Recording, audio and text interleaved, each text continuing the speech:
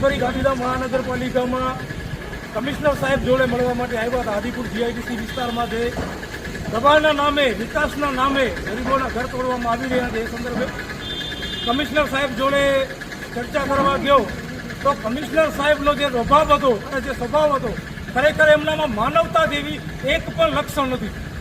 શરમ આવવી જોઈએ કમિશનર સાહેબ તમને કે આટલા મોટા ગાંધીધામ મહાનગરપાલિકાના કમિશનર બનાવ્યા છે. તમને એક રિસ્પેક્ટથી વાત કરતા પણ તમને નથી આવડતું. કાયદો કાયદો કાયદો કાયદો આ દેશની જનતા માટે હોય, કાયદો માત્ર તમારા માટે નથી.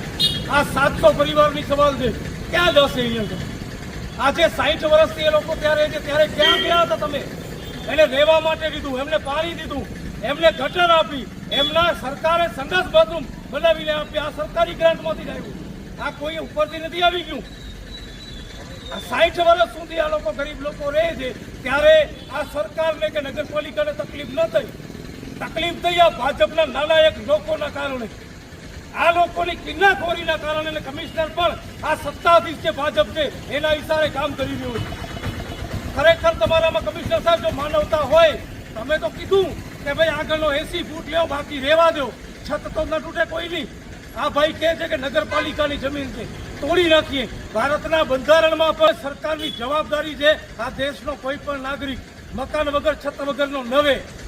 પણ આવી નાલાયક સરકાર હોય અને આવા ધારાસભ્યો હોય તો આવું થવાનું છે. આજે આ આદિપુરમાં તૂટે છે, કાલે સુંદરપુરી તૂટશે, પછી મહેશ્વરીનગર તૂટશે. યાદ રાખી લેજો અને જાગો, નકા મરી જાશો. આવા કમિશનરો હશે તો અહીંયા કને.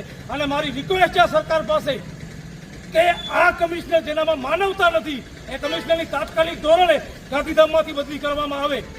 1 રૂપિયાની માનવતા નથી આમાં કમિશનરમાં. શરમ આવી જોઈએ કમિશનર સાહેબ તમને. ફરી કહું છું કે ટપ્પણીયા લઈને અહીંયા કને બેસી જશું અને પછી જે કરવું હોય કરી લેજો.